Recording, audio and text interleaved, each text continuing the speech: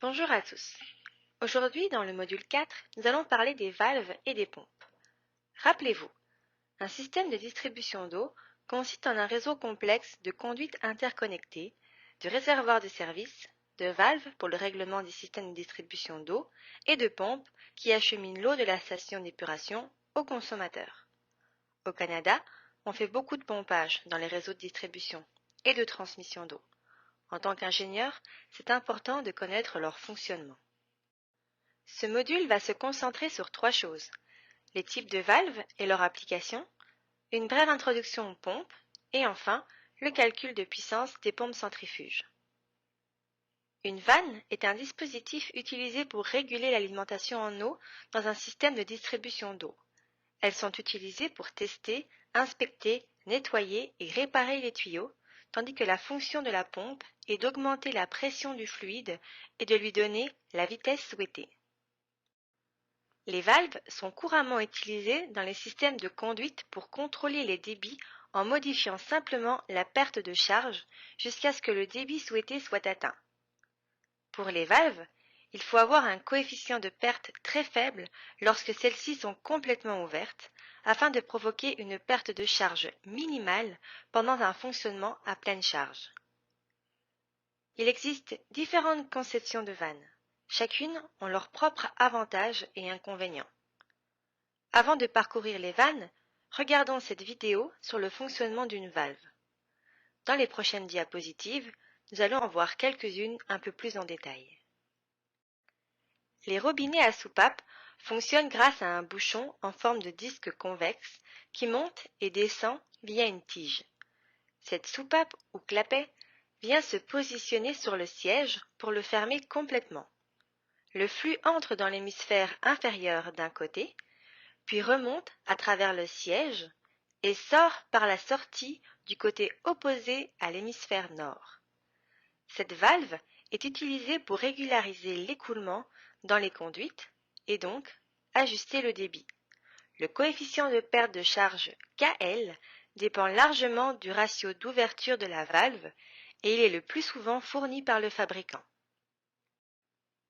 Un clapet anti-retour ou une soupape unidirectionnelle est une soupape qui permet normalement au fluide, que ce soit liquide ou gaz, d'aller dans une seule direction.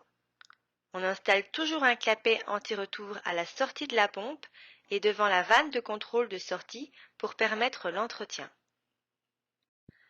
Lors d'épisodes de pluie intense, le système d'eau usée peut être surchargé.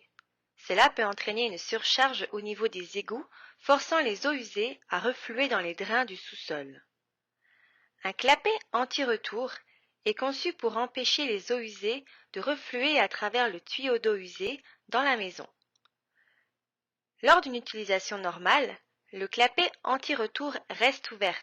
Cela permet aux eaux usées des toilettes, douches, éviers, etc. de s'écouler librement de la maison vers le collecteur d'eau usée.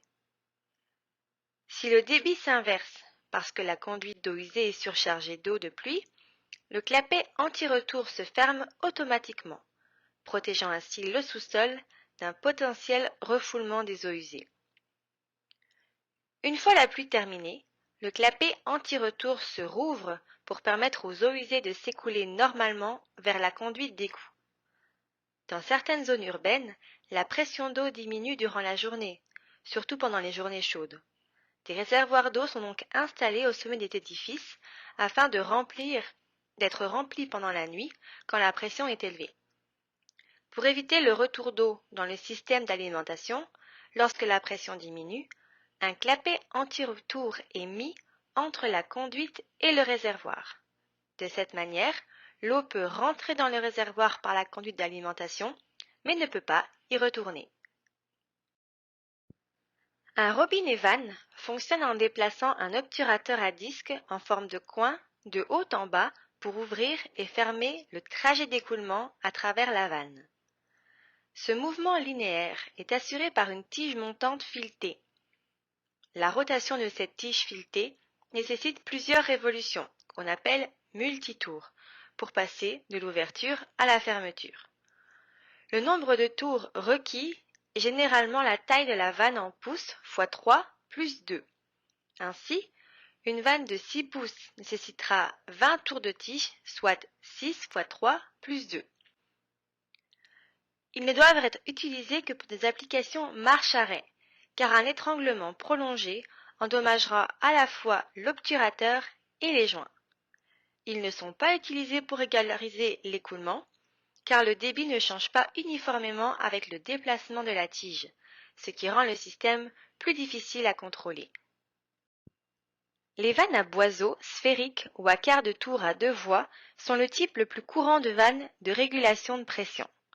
Ce sont des vannes à 2 voies, entrée et sortie, et à 2 positions, ouvertes et fermées, qui sont utilisées pour l'arrêt, l'isolement d'un système, comme dans une boucle par exemple. La construction de base d'un robinet à tournant sphérique comprend une boule comme obturateur qui est pris en sandwich entre 2 joints en forme de cuvette appelée siège. La balle a un alésage droit à travers elle.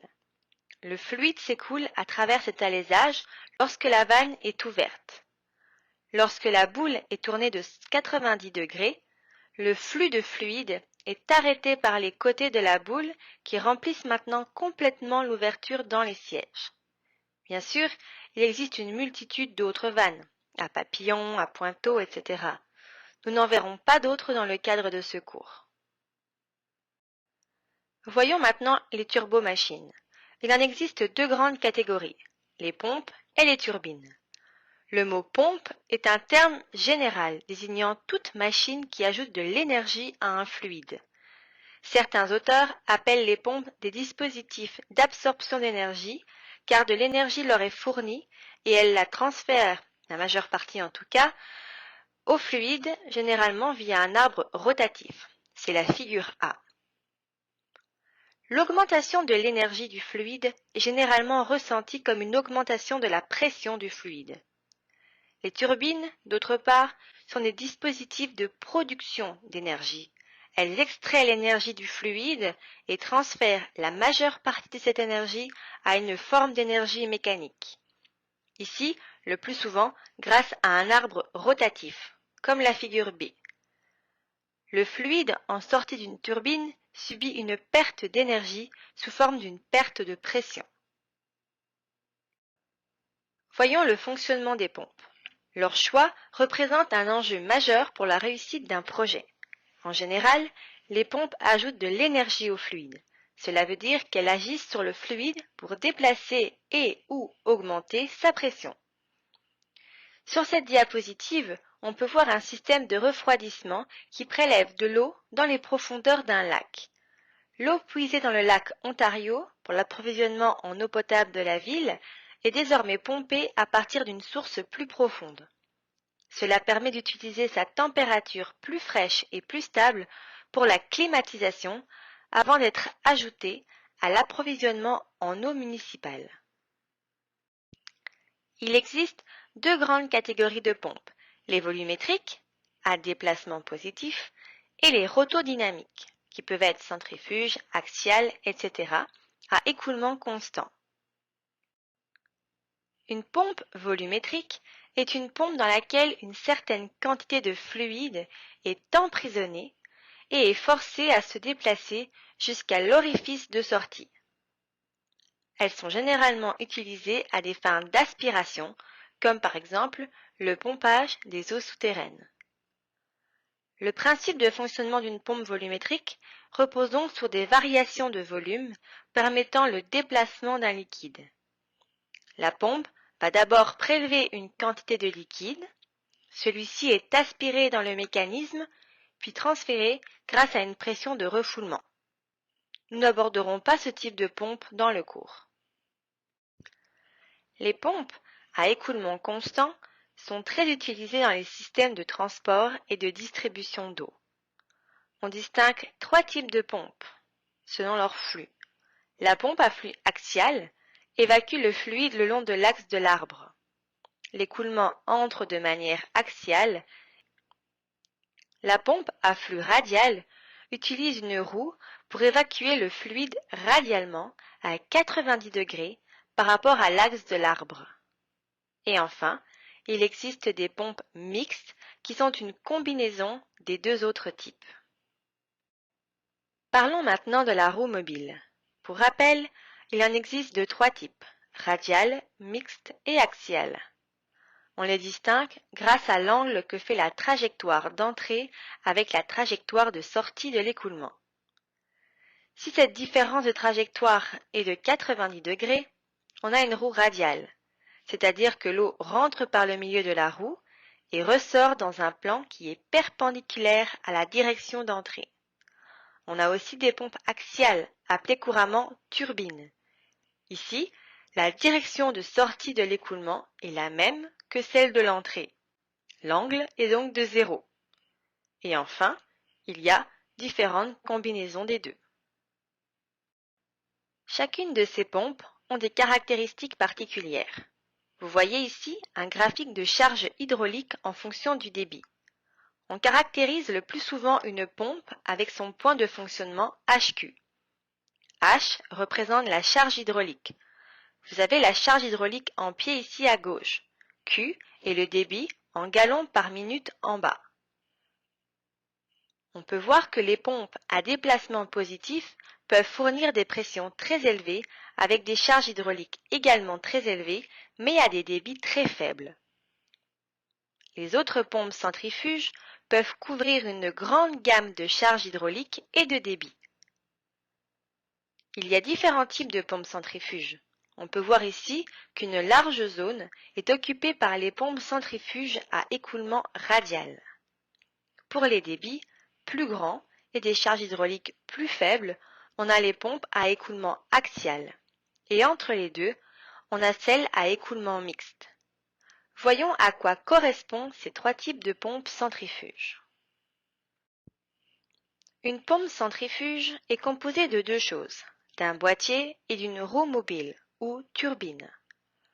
La roue mobile peut être de différentes tailles. Ainsi, on peut acheter un boîtier et différentes roues mobiles pour avoir différentes caractéristiques et adapter la pompe à notre besoin. Sur le schéma, l'eau rentre par la droite et s'en va à 90 degrés vers le haut dans la roue mobile. L'eau rentre donc dans la roue mobile, elle est accélérée et l'énergie cinétique est transformée en énergie de pression. Cette vidéo permet une explication claire des pompes centrifuges. Pour une pompe centrifuge, il est possible de calculer la charge ajoutée au système par la pompe en utilisant l'équation encadrée ici. La charge ajoutée est donc fonction de certaines caractéristiques géométriques de la pompe, du débit entrant et de l'efficacité de la pompe dans le système. Il est important de comprendre que la puissance que la pompe fournit au système, P-out, n'est pas nécessairement équivalente à la puissance requise pour faire fonctionner la pompe, P-in.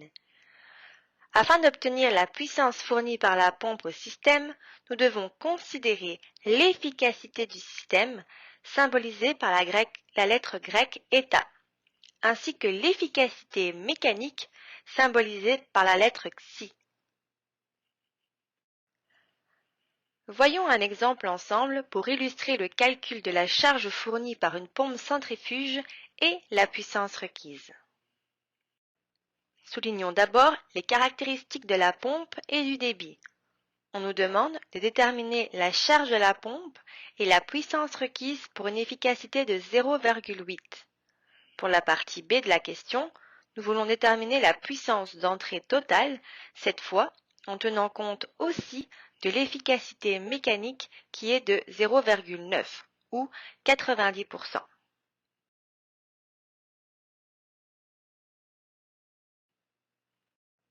Pour résoudre cet exercice, il suffit de substituer toutes les valeurs connues dans l'équation de la pompe vue précédemment. Ici, on trouve que la charge fournie par la pompe est de 93 mètres. En utilisant la charge fournie, nous pouvons ensuite calculer la puissance fournie par la pompe, P-out, qui est de 729,9 kW. En divisant cette valeur par l'efficacité, soit 0,8, on obtient la puissance requise, qui est P-in, et si on la divise par 0,9, on obtient la puissance totale à fournir pour faire fonctionner le système, qui est de 1013,7 kW. Lorsque le fluide ne pénètre pas dans la pompe avec une direction radiale, il faut plutôt considérer la vitesse de rotation des hélices et du fluide entrant dans la pompe pour trouver la charge ajoutée au système. Il y a 5 vitesses à considérer ici. La vitesse relative du fluide par rapport à l'hélice, VR, la vitesse tangentielle de l'hélice au rayon R, VI, la vitesse absolue du fluide au rayon R, VA, et enfin, VA contient une composante tangentielle VW et une composante radiale VF. Voici l'équation à utiliser pour calculer la charge ajoutée par une pompe centrifuge lorsque l'écoulement du liquide entrant ne se fait pas dans une direction radiale. On remarque que certains termes de l'équation sont fonction des vitesses discutées sur la diapositive précédente. En réalité, l'équation pour une entrée dans une direction radiale est simplement un cas particulier de l'équation générale présentée ici. Si on connaît toutes les vitesses, il est possible de calculer l'efficacité de la pompe. On peut trouver la puissance requise par la pompe, P-in, et la puissance fournie au système, P-out. L'efficacité est donc simplement le ratio entre ces deux puissances, tel qu'illustré avec la dernière équation. Voyons un dernier exemple ensemble. Une pompe centrifuge a les caractéristiques suivantes. Un R1 de 5 cm, un R2 de 20 cm, une largeur d'hélice B égale 4 cm et N égale 550 rpm. L'efficacité hydraulique de la pompe est de 85%. Le débit opérationnel doit être de 0,03 m3 par seconde contre une charge de 10,5 m. Pour commencer, notons les valeurs de départ importantes pour résoudre le problème. Commençons par trouver les angles d'entrée et de sortie des palettes alpha 1 et alpha 2.